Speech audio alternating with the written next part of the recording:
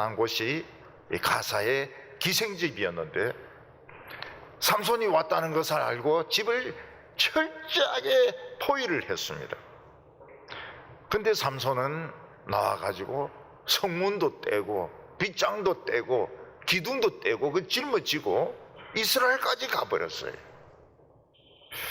사실 삼손이 가사의 기생집에 나타난 것은 큰 실수였습니다. 자칫 잘못했으면 삼손이 거기서 죽는 겁니다.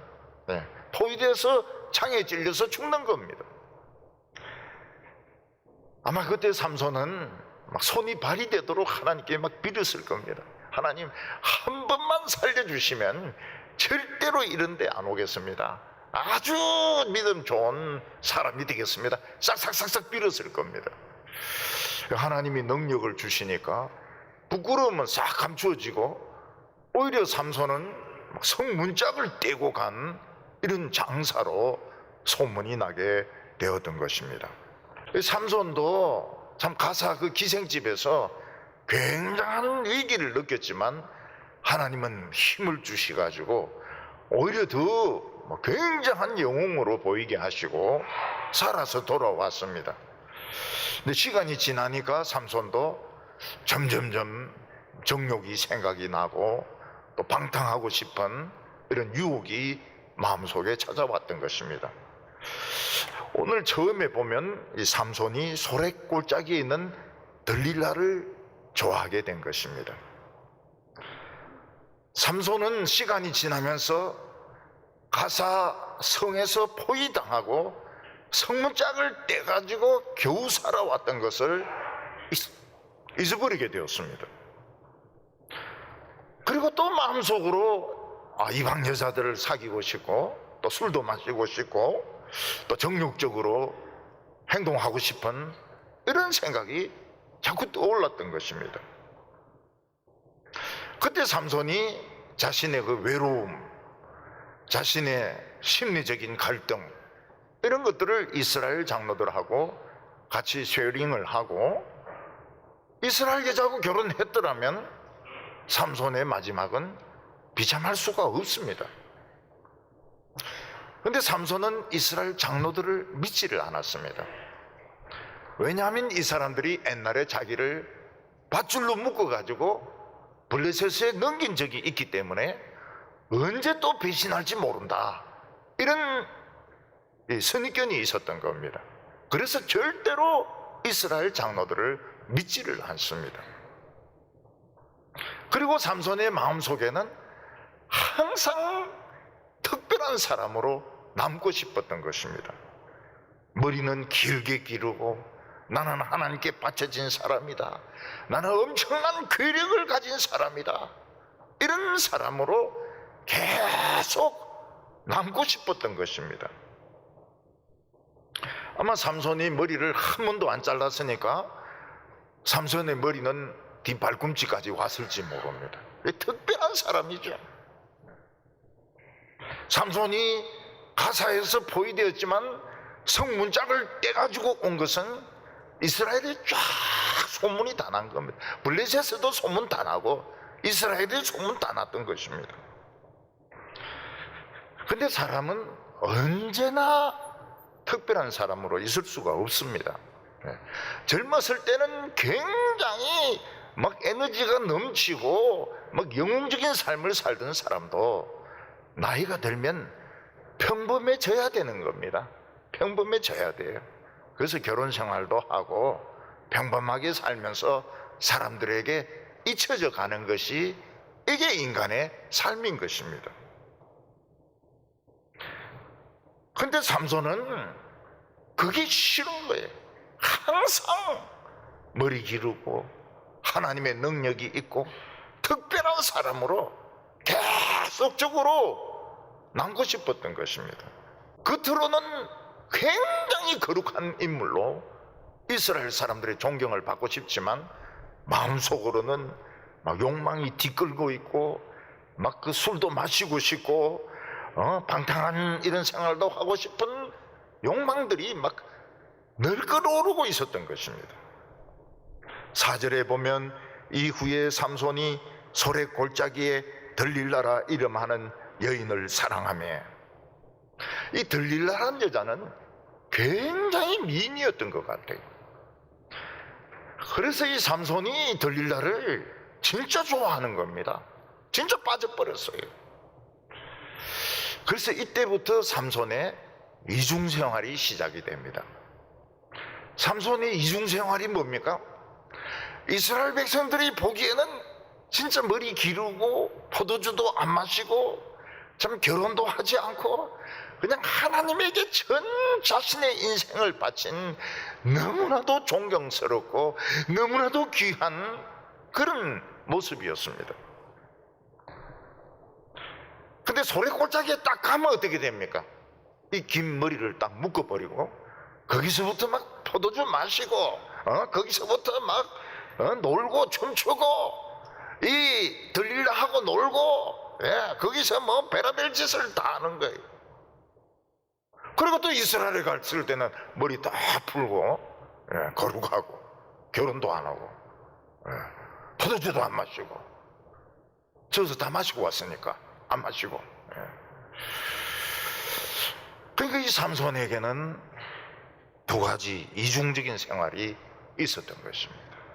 이때부터 본격적인 이중생활이 시작이 되는 거예요. 아무도 모르는 거죠. 브레셀 사람들의 원수가 삼손인데 이 삼손을 제거할 수가 없는 겁니다.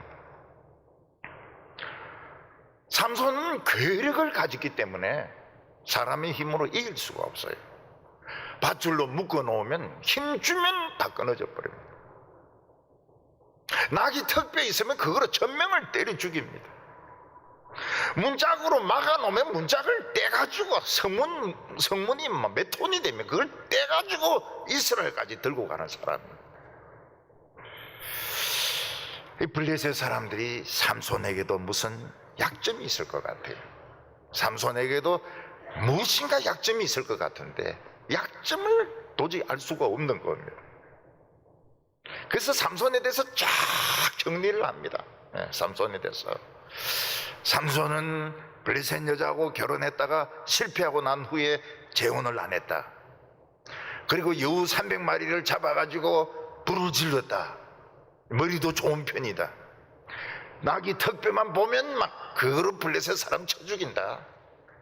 그래서 삼손 주위에는 절대로 낙이 턱뼈를 두면 안 된다. 생선 가시면 모르겠지만은 낙이 턱뼈 나놓으면 막 때려 죽인다. 성문도 안 된다. 성문 뜯어가지고 간다. 도대체 삼손의 약점은 어디에 있는가? 블레셋 사람들이 딱 생각을 해보니까 삼손이 여자인데 약한 것 같아요. 결혼해놓고 수수께끼를 알아내라고 부인에게 막 압력을 넣으니까 부인이 막 울고 막 떼쓰고 이러니까 수수께끼 비밀 이야기해 줘버리는 거예요. 그러니까 이 삼손의 약점이 여자에게 있을지 모르겠다. 아직 이런 걸 생각했는데 삼손이 소래골짜기에 들릴라라는 여자 집에 한 번씩 놀러 간다는 걸 블레셋 사람들이 정보를 입수하게 된 겁니다. 5절에 보면 블레셋 사람들의 방백들이 그 여인에게로 올라가서 그에게 이르되 삼손을 꿰어서 무엇으로 말미암아 그 큰 힘이 생기는지, 그리고 우리가 어떻게 하면 능히 그를 결박하여 굴복하게 할 수 있는지 알아보라. 그리하면 우리가 각각 은 1,100개씩을 내게 주리라. 들릴라가 딱 결심합니다. 나 이제 삼손의 약점을 알아가지고 삼손을 팔아넘기겠다.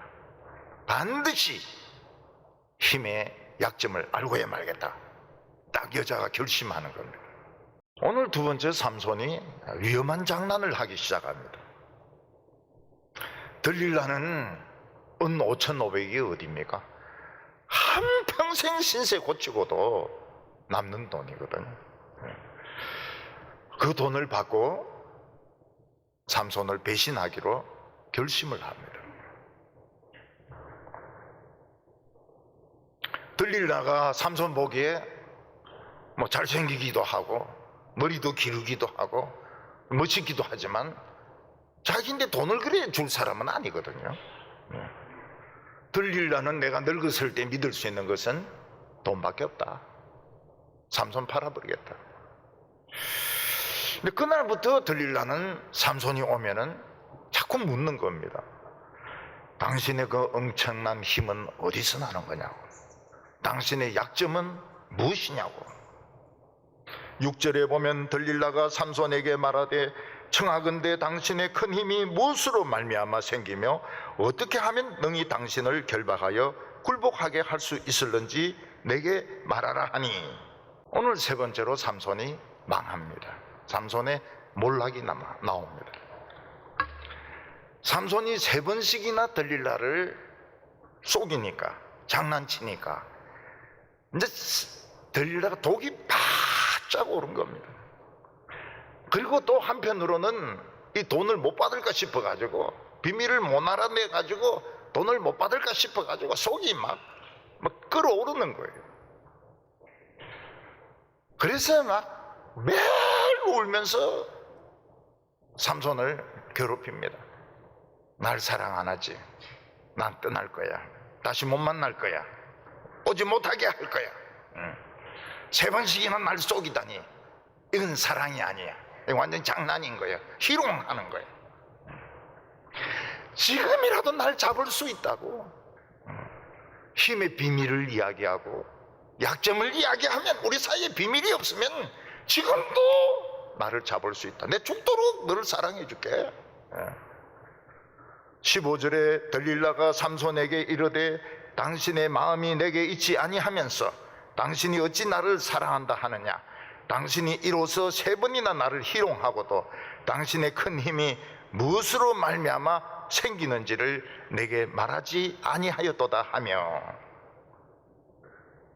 들릴라는 매일 삼손을 괴롭혔습니다. 울면서 뭐 불러도 대답 안 하고 돌아 앉아 있고, 술도 안 주고 웃지도 안 하고 돌아 앉아가지고 토라지가지고, 그리고 삼손에게 자꾸 비밀을 알려달라, 약점을 알려달라는 겁니다. 16절에 날마다 그 말로 그를 재촉하여 조르매 삼손의 마음이 번뇌하여 죽을 지경이라. 삼손이, 이 들릴라가 삼손을 얼마나 깔가대는지 삼손이 죽을 지경입니다. 비밀을 말하자니 하나님과의 약속을 깨는 게 되고, 또 비밀을 말하지 않으려고 하니까 이 여자가 막 독을 품고 덤벼들고 죽을 지경이 되었어요.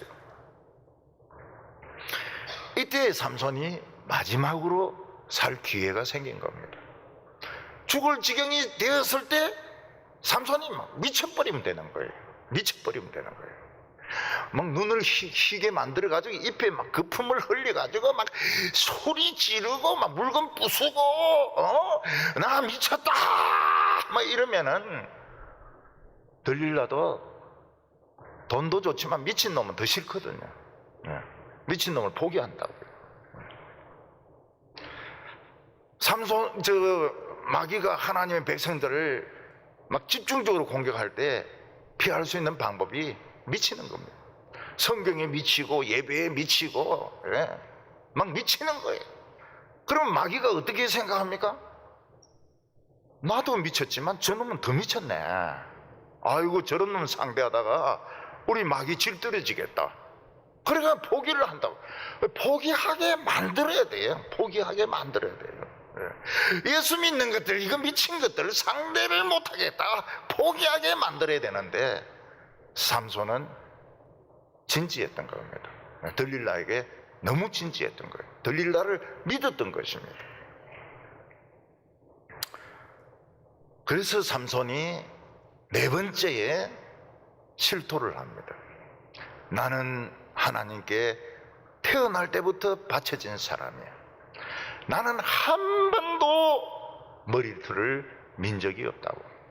만약 내 머리털을 밀면은 나는 힘이 없어진다. 참 놀라운 이야기죠.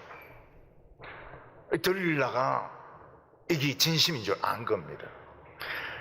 지금까지 들릴라가 울면서 막 삼손을 괴롭힌 것은 전부 연극입니다. 연극. 이걸 알아내기 위한 연극이에요. 진짜 울고 진짜 슬프고 그런 거 없어요. 비밀을 알아내려고 연극을 한 겁니다. 근데 삼손이 딱 벌써 분위기를 보니까 알 수 있지 않습니까? 아, 이건 진심이구나. 나는 태어날 때부터 하나님께 바쳐져서 머리털을 민 적이 없다. 내 머리털을 밀면 내 힘은 없어진다. 내 약점은 머리털에 있다고. 들릴라가 몰래 블레셋 지도자들을 찾아갑니다. 내가 드디어 삼손의 비밀을 알아냈다. 한 번만 더 올라오면, 한 번만 우리 집에 한 번 더 올라오면 내가 삼손을 묶어가지고 넘겨주겠다고. 그랬더니 블레셋 이 방백 지도자들이 전부 은 1,100개씩 들고, 그러니까 은 5,500이지, 한 몇십억 되는 돈을 가지고 이 들릴라 집에 가가지고 뒷방에 숨어 있은 것입니다. 들릴라는 막 삼손에게 온갖 서비스를 다 해줍니다. 막 포도주도 먹이고, 막 양주도 먹이고, 막 전도 해주고, 파전도 해주고 말이죠. 막 온갖 전을 해물전도 해주고 말이죠. 너무 행복하게 해주는 거예요. 삼손은 또 술에 취해가지고 잡니다. 들릴라는 삼손의 머리털을 7가닥을 골라가지고 싹 밉니다. 그리고 삼손에게 소리를 지릅니다. 삼손, 큰일 났어요. 블레셋 사람들이 잡으러 왔다고요. 삼손이 뭐 어떤 놈이 내 힘맛을 한번 보고 싶어? 이러서는데 비틀비틀거리는 거예요. 내 몸이 왜 이러지? 힘이 없어요. 벌써 하나님이 삼손을 떠난 겁니다. 힘도 삼손을 떠난 것입니다. 삼손은 막 비틀비틀거리면서 힘이 없어요.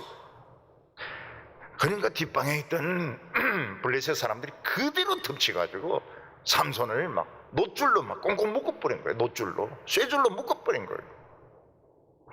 삼손이 힘이 하나도, 한 명도 못 이깁니다. 진짜 힘이 없어져가지고. 그리고 삼손의 머리를 싹 다 밀어버립니다. 중머리로 만들어버립니다. 싹싹 밀어가지고 머리털이 하나도 없게 만듭니다. 혹시 힘이 나오면 안 되니까. 그리고 칼로 눈을 찔러가지고 눈알을 빼냅니다. 그때 너무너무 아프니까 삼손이 막 하나님 도와주세요, 하나님 도와주세요. 늦었어요. 벌써 하나님 떠나셨어요. 그게 막 눈에서 피가 철철철철 흐르면서 눈알 2개 뽑힌 맹인이 된 겁니다.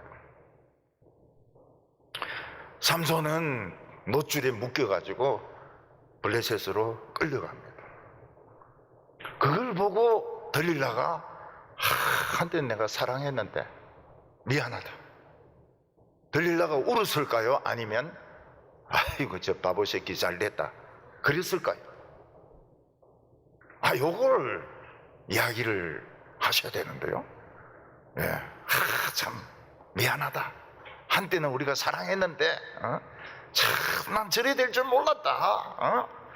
이렇게 했을까요? 안 그러면 아이고 저 병신 같은 놈 저거 잘 가라, 사요나라, 잘 가라 이랬을까요?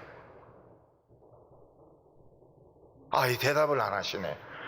웃지도 않고 대답도 안 하고 졸지도 않고 뭡니까 이거? 앞에 거 눈물 흘리면서 우리 양정로님이 순진하다니까요. 그러면 눈알 뽑힙니다. 양정로님 눈알 뽑혀요. 이거 바보 같은 놈, 바보 같은 새끼. 이거 참 나를 믿다니. 나는 돈을 이렇게 챙겼는데 어이구 가서 뒤지라 이렇게 나와야지.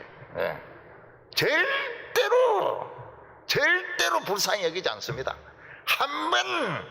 한 번 돌았으면 절대로. 양정님 눈 조심하십시오. 눈알 뽑힐 수가 있습니다. 삼손이 망한 원인은 어디에 있습니까? 이중생활입니다. 겉으로 보기에는 이스라엘에서는 너무 거룩한 하나님의 종이었습니다. 머리털을 기르고 포도주는 마시지도 안 하고 죽은 시체는 만지지도 안 하고 결혼도 하지 않고 한평생을 그냥 하나님께 드린 것 같았어요. 그런데 그는 또 다른 면이 있었습니다.